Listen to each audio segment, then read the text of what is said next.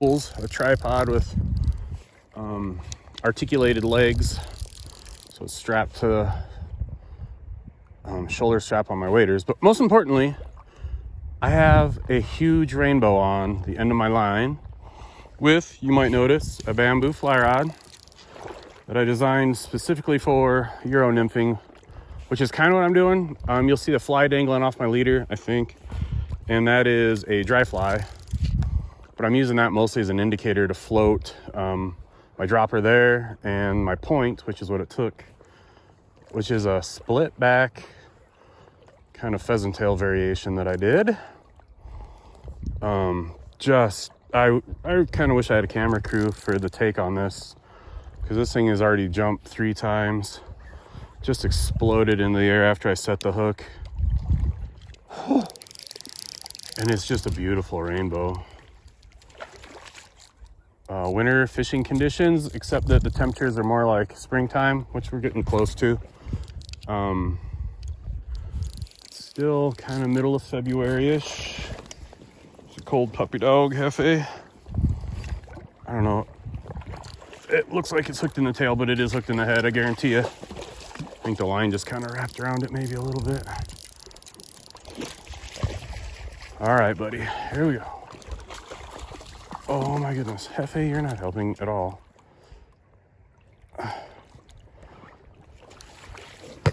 Man, I hope it didn't get into his tail. Kind of looks like it though. All right, so here, trying to get downstream of the fish. Oh, come on, buddy. So I can lift it up into my net with its head into the current. That might not work. I'm gonna have to probably get it into shallower water here. Oh yeah, looks like the line's wrapped around its cuddle. All right, well, now I don't know how much that fight came through, but here's the rainbow, big old monster on kind of a split back French pheasant tail variation on a bamboo euro-nymphing rod, and we're not going to get much of a look at this. It's kind of a two-handed fish, and I don't really have 2 free hands, so there you go, bud. Big old buck male, starting to get a kype. Probably starting to think spawn. Just look at how big, massive, and beautiful that thing is. Oops. Line's still wrapped around it. There you go, bud. See you later. No idea how big that fish is, but it's a monster regardless. Okay, 1 fish in the net. Been fishing for maybe 20 minutes. Gone through a couple of fly variations. The interesting thing here is, and this is a technique that I watched the French champion a few years ago in the US. This is what he was doing. It's, I guess, I mean, I don't know if you call it euro-nymphing. You have your nymphs. There's the point, the dropper. Where's the camera? There.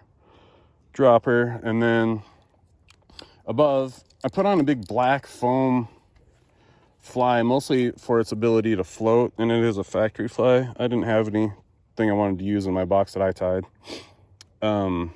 I don't really tie that many dry flies, quite honestly. Just something to act as an indicator, but as you guys may have seen in some of my other videos, there are aquatic beetles in here. So my happy thinking was that a fish might take that for a beetle. So we'll see, but I fished through that run a good, I don't know, 10 casts. I didn't get anything. I kept fishing slightly different spots. I put on that dry fly, which just kind of suspended it a little bit more. And I hooked up after about 3 feet of floating. So I'm going to keep working with that dry fly bobber, and we'll see if it keeps producing.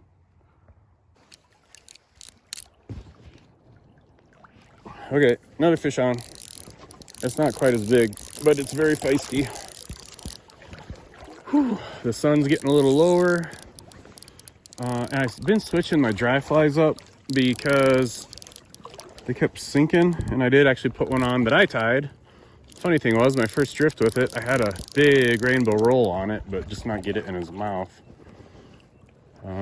So one thing I changed up, but I also did get some surface action. Something to keep in mind. The other thing is, I forgot where I put my net. Or I didn't. Oh, it's way down there. That's all right. I'll just get this in shallow water. This is a very healthy, beautiful rainbow. Again, on that orange split back pheasant tail jig. Beautiful rainbow. I've been working pretty hard. I have seen them rising. You can see there's midges all over on the water. I wouldn't say it's a carpet, but man, it's getting close.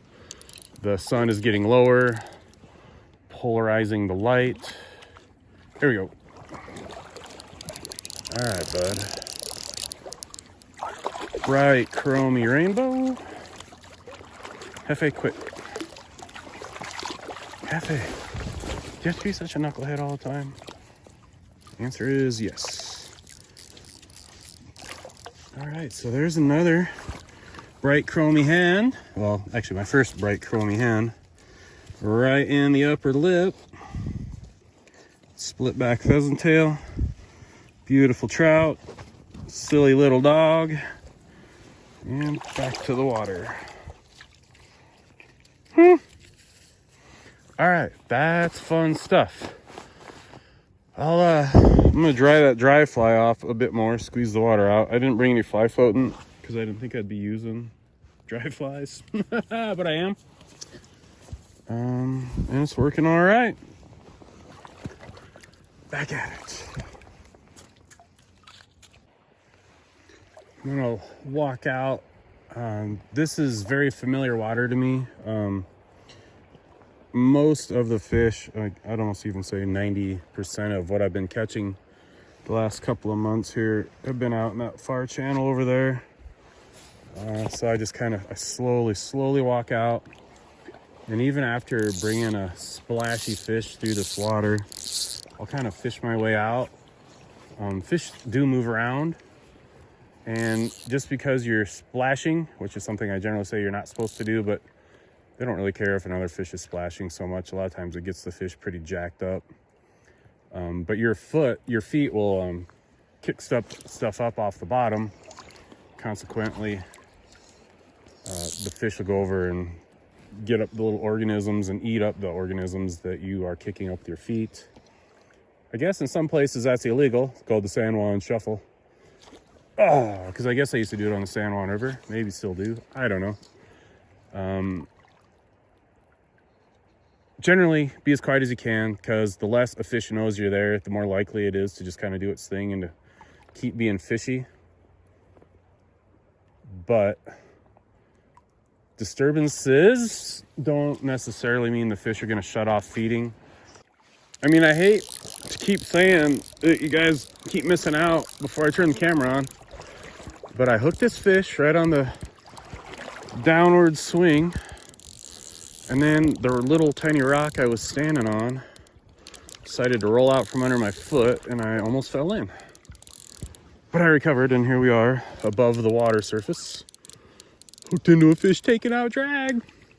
I set my drag super light as a rule, so that when the fish takes, I don't get any yanking that'll snap any knots that might be on there. And just to get an idea, I'll let that fish run a little bit, and then I can get a better idea of how big it is.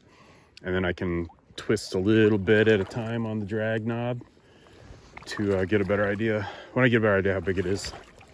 And this one's not little.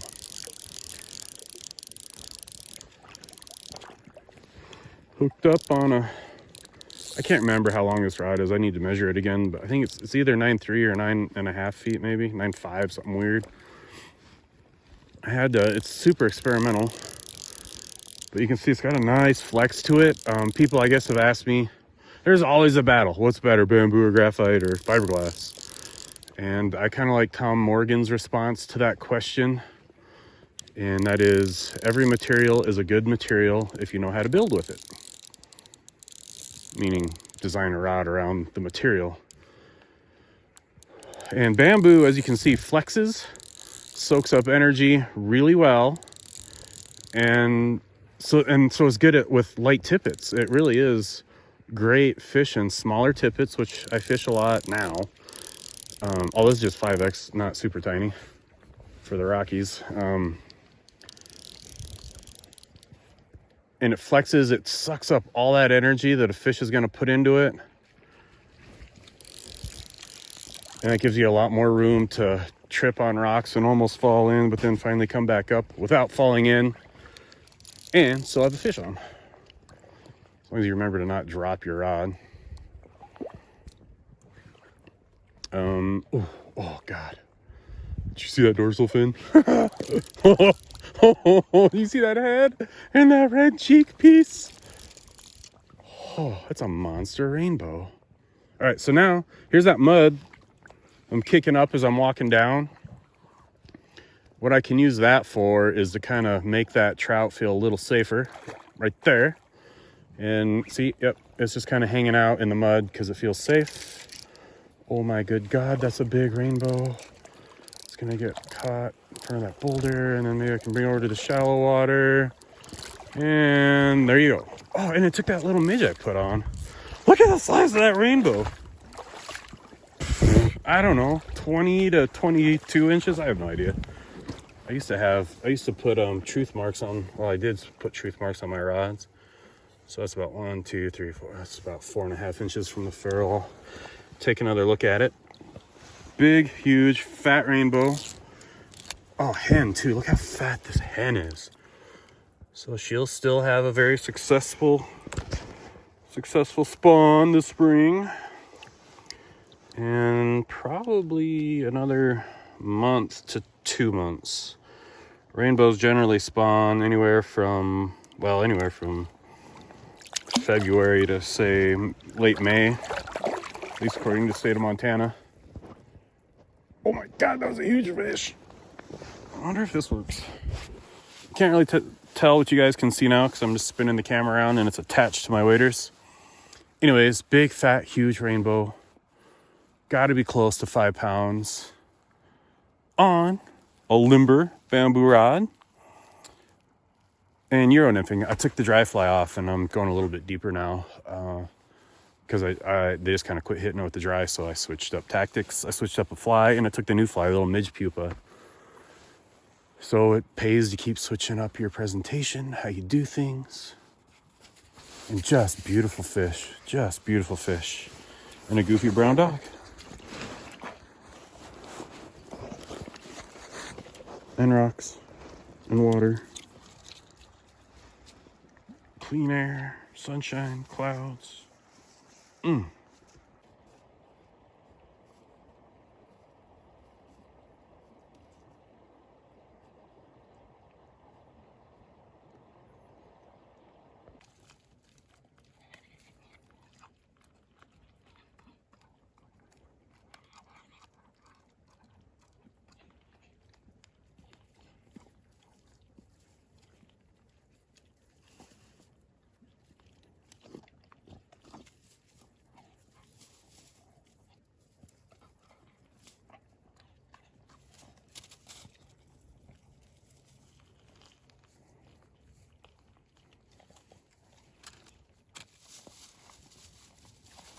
Hefe, you're not a cow.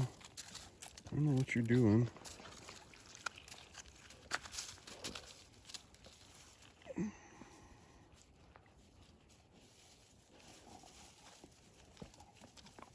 Good job, Chetco.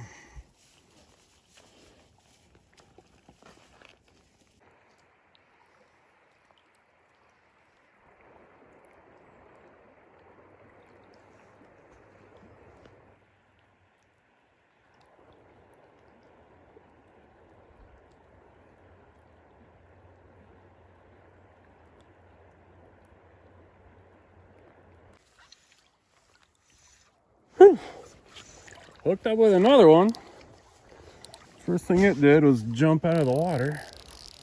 Thought it was on a rock for just a second. Line just didn't move and I lifted up and it still didn't move. So let's see what we have on here. Some of you might notice I'm not using my semi-automatic reel. More on that in the future. Oh. All right, gotta tighten this drag up. It's getting downstream a bit.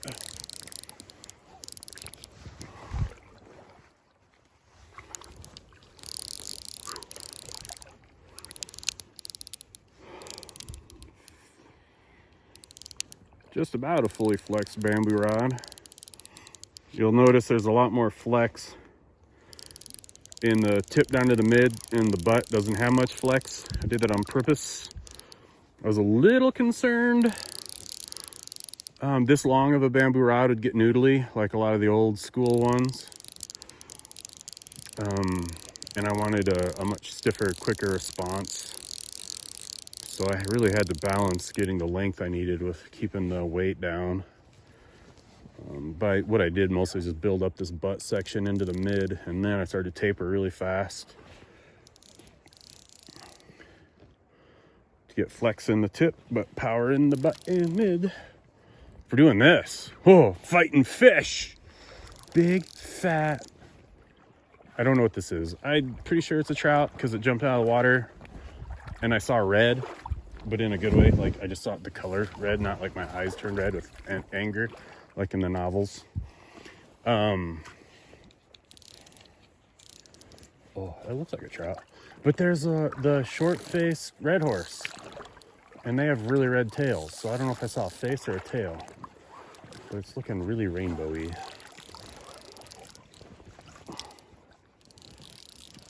Oh, yep, that's a rainbow.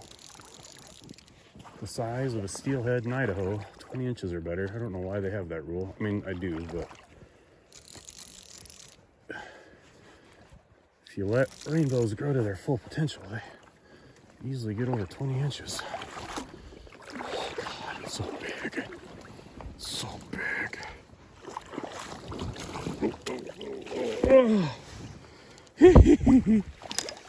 Oh man, big fat bow. Big fat bow. Oncorhynchus micus. Same genus as cutthroat, which is why they can hybridize. Different species. Kind of grew up in the same rivers as most cutthroat subspecies. I would say the rainbow genetics are a little more aggressive though overall. If you've ever fished for rainbow and, or I guess red bands and coastal cuts in the same rivers, at least what I found in a lot of them was the red bands generally were in the more ideal holding water and would hit my fly before a cutthroat would. And it looks like this one took that midge. No, it didn't. It took my orange split back pheasant tail. Well, I don't know if it's mine, but it seemed like a good idea this morning. Just a little orange on top. And jig hook. Beautiful, beautiful rainbow. Big fat hand, so that's good. So that's a couple big old hands, eh? Try to get her and going the right way. And one big old fat buck. Oh. And one big old grin on an angler. All right, it's been good. I hope you guys are all enjoying yourselves at this moment. The fishing has been spectacular. Oh, how's the mouse catching been going, Chetco? You didn't want to talk about it? You must have not caught anything, but I did. Anyways, thanks for watching. Keep in contact with me online. I'm getting back into fishy stuff and be doing some doggy stuff with this guy. Plan on going through some NAVDA dog trials.